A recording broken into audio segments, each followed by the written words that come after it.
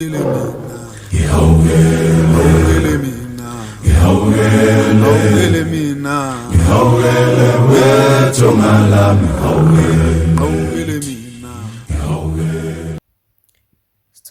emakhosini amakhulu, emakhosini amahle.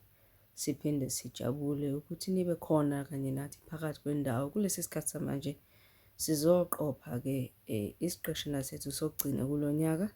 Siyathemba ukuthi kukhona okuhle ozokucabuna nawe ozokufunda. Welcome to everyone. This is our last episode for the year, and we're very happy to have you with us. We hope that there will be even the slightest bit of information or a lesson that you will take from this. Right. So in our previous episode, as we continue, because now this is part 2, we had said that we would discuss why relationships that are polygamous in the spiritual realm have failures or fail, don't succeed.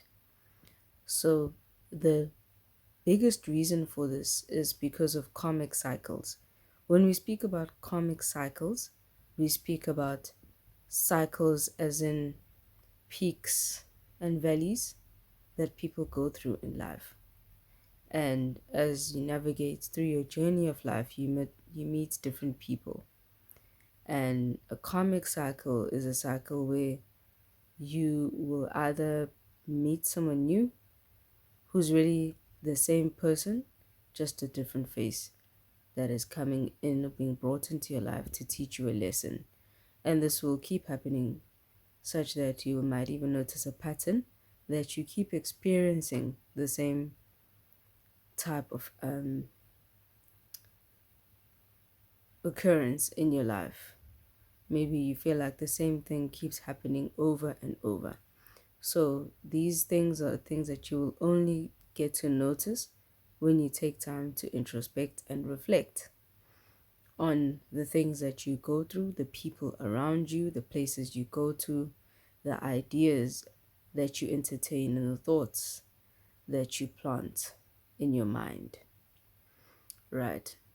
So you will meet a particular person or particular group of people who are really the same people, just with different faces, because they've been orchestrated to come into your life to teach you a particular lesson.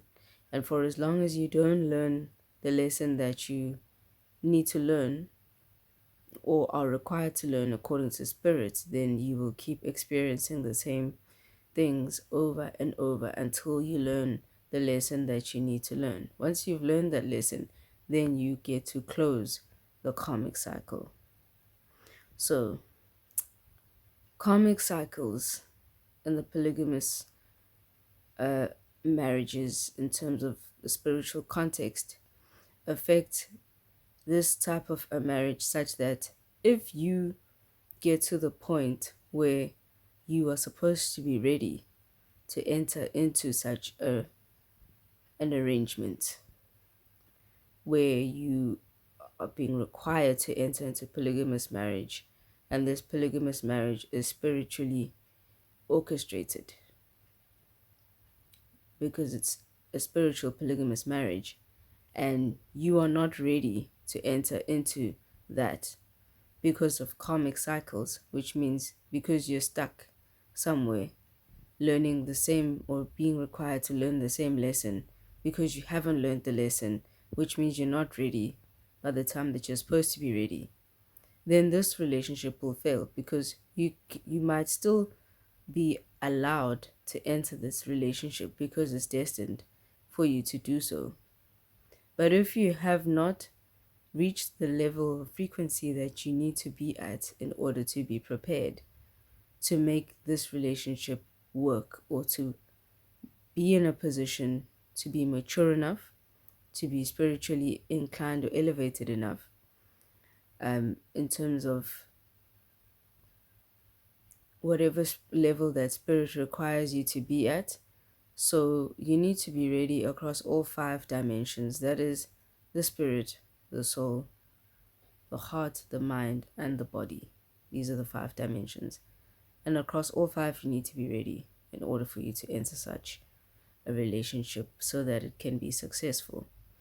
And this is why this relationship will fail. If you're not ready to do it spiritually because you're stuck learning a karmic cycle, or because you have not been doing the shadow work, you have not been introspecting, you have not been doing certain exercises which inspire and catalyze your healing on your own, where you are required to, or you haven't been paying attention, or you've been paying attention but you are not interpreting the information or the messages that are coming through to you in the manner that which you are required to do so, then you're going to miss out on very important information. And this is going to cause a stagnance in your journey of healing, which obviously contributes to your lack of readiness.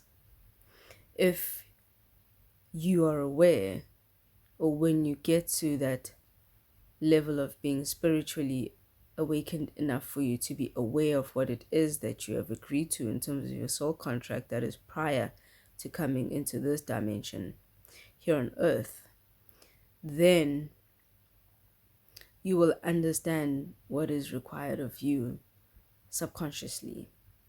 So intuitively, you will know what is required of you. That's why such people enter these types of marriages willingly and do so um, happily, because they understand what it is that they've agreed to subconsciously, and it is forthcoming.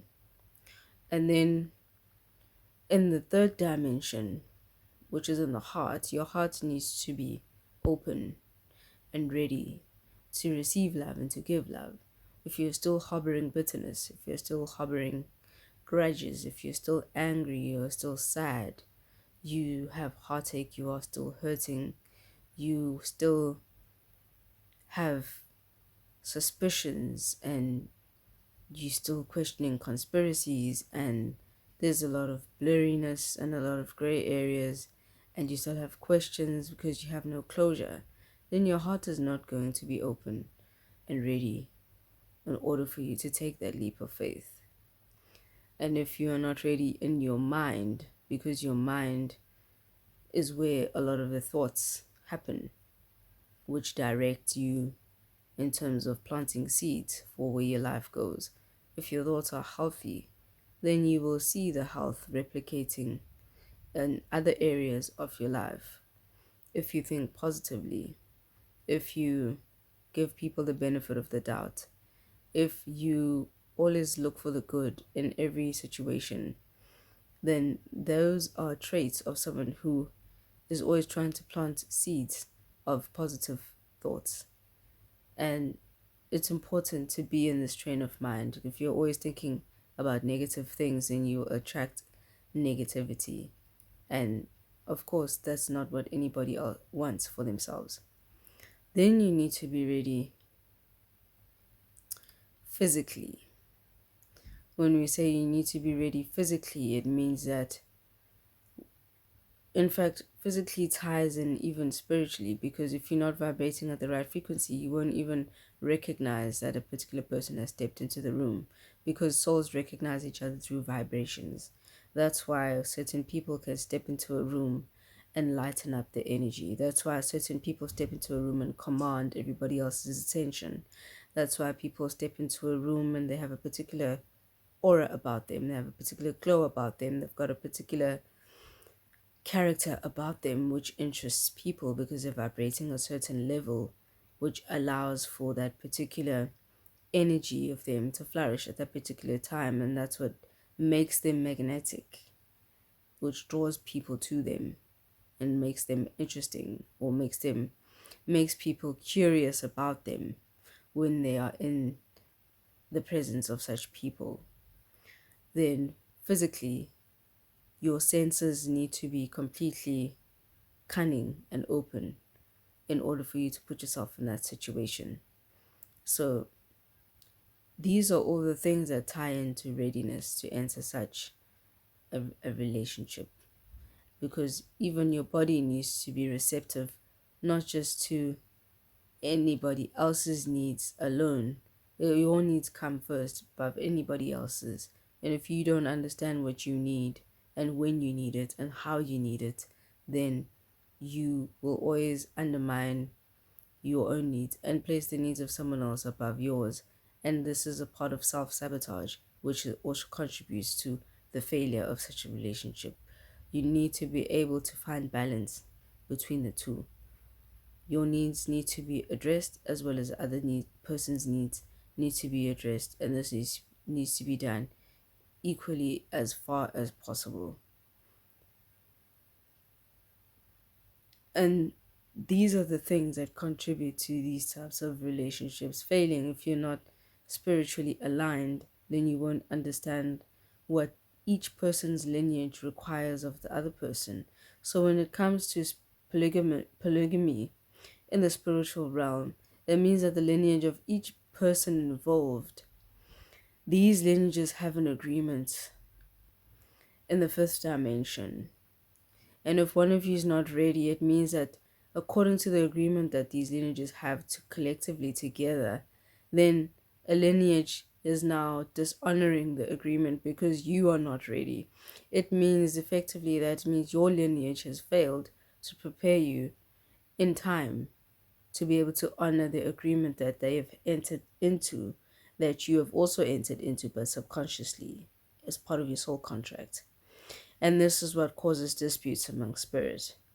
Sometimes people are ready to enter into these relationships and they do so willingly and they're happy up until a certain point when there is a grievance that is being raised. For example, if you enter such a relationship and there were certain conditions that your lineage agreed to and required for them to be met prior to your entering into it, then if such needs or requirements are not being met, then your lineage can decide to pull you away from such a marriage because they are no longer being honored. And before such a decision gets taken, there's obviously various different remedies that are engaged in before that happens.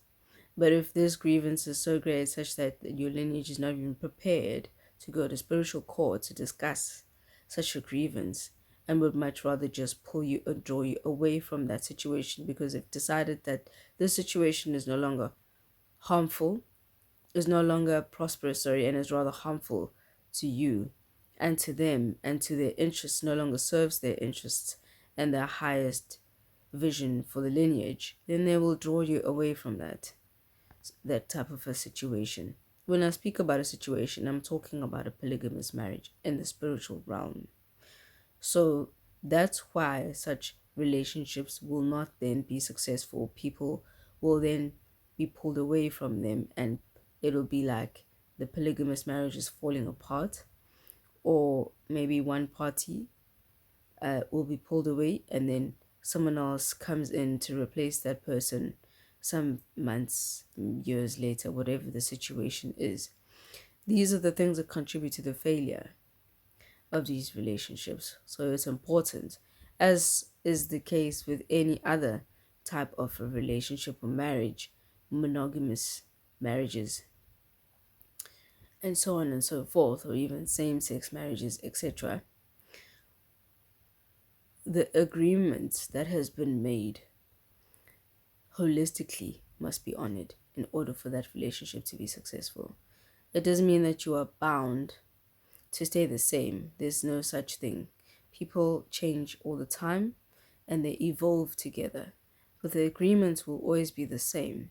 If the agreement is such that faithfulness is very important and spiritual cleanliness and holiness is very important, that will never change. If the agreement is respect is very important, or loyalty is very important, that will never change. If the agreement is that a certain amount of time must be spent with a particular person doing particular activities, then the agreement will not change.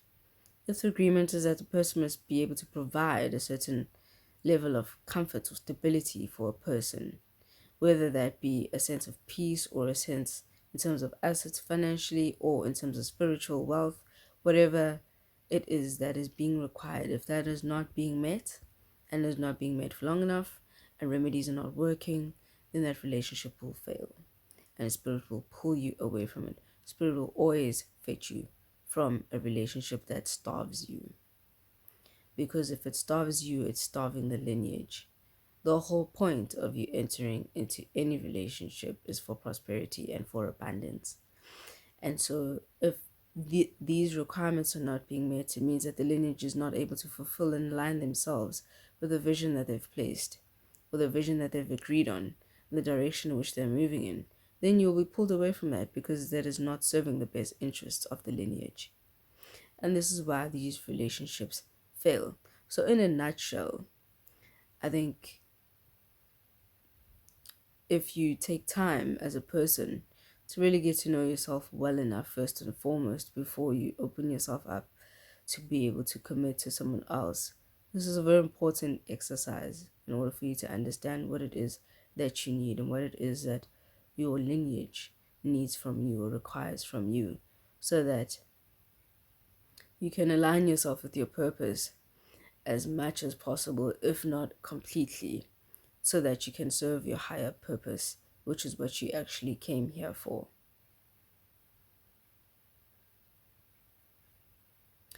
And now I would like to wish everyone a very Merry Christmas and a Happy New Year. It has been a great year. While you have been with us on this journey, we are very humbled, we are very grateful, and we wish nothing but light and love upon yourself and yours. Sithokoza emakhosini amakhulu, emakhosini amahle. Makhosi ubube silokhuluma nani kulosuku namhlanje. Thokoza.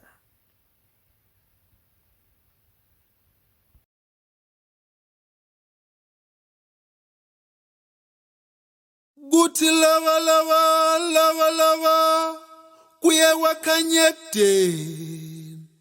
Guti lava lava lava lava wakazimulu nosomhlope.